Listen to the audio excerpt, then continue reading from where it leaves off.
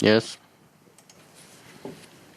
What are those stones that he's talking about? When all sorts of thoughts come to you in your head, whatever. All sorts of thoughts that don't have any spiritual direction at all. And they begin to cast your mind around to all different directions,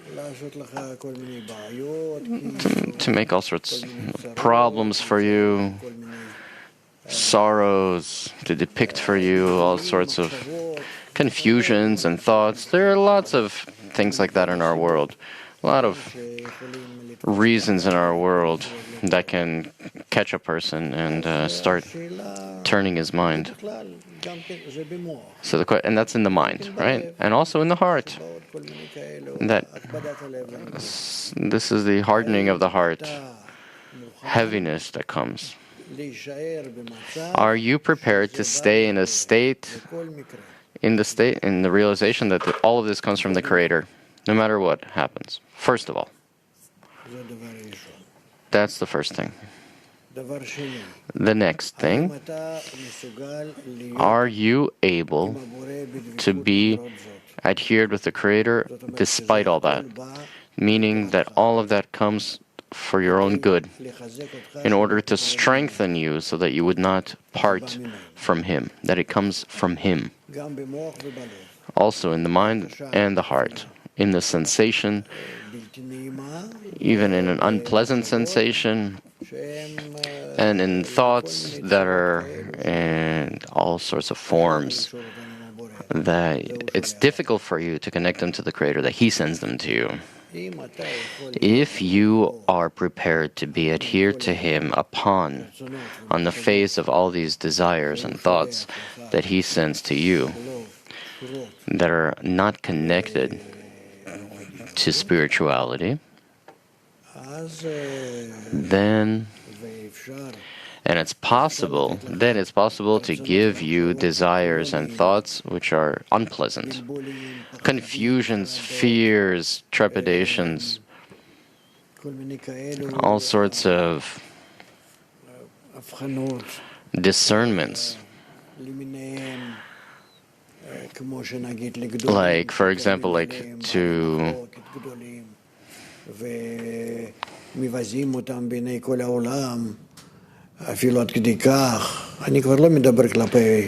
and I'm talking about the friends. I'm not talking about friends or the family. I'm talking about even greater things and other bigger things.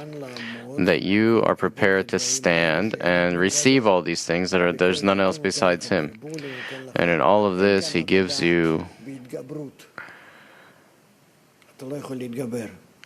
You can't overcome. You are in a state in which you act this way and you have no choice.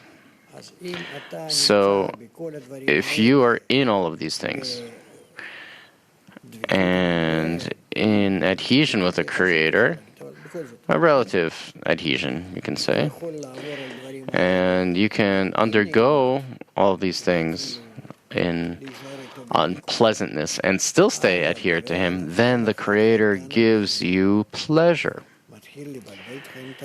He begins to confuse it with pleasures. And now, can you, even with these pleasures, not disconnect from Him? With sorrow, we search for a reason, search for some sort of to smooth it out, this thing. But with pleasures, it's a little more difficult. The pleasure disconnects you because the desires are filled. They're not emptied like with sorrow. But with a full desire, it's like you don't need a reason. It's worse. It's much more difficult.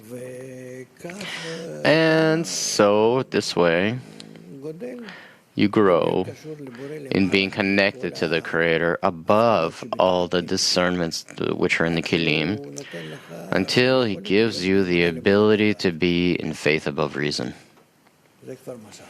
This is already a screen. This is the ability to be above what is happening in the will to receive, in bestowal for the sake of bestowal, or even in reception for the sake of bestowal, which are already states that we can't even imagine yet. Yes.